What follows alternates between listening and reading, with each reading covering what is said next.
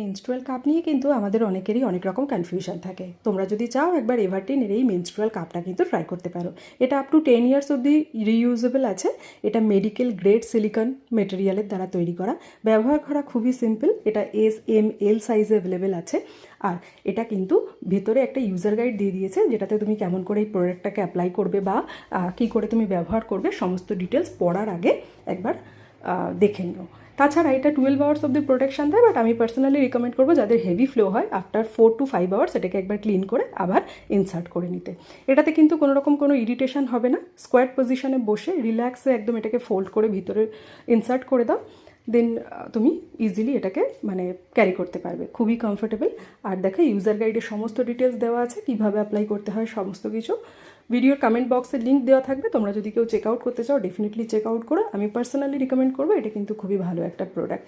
চলো আজকের মতন এই পর্যন্তই।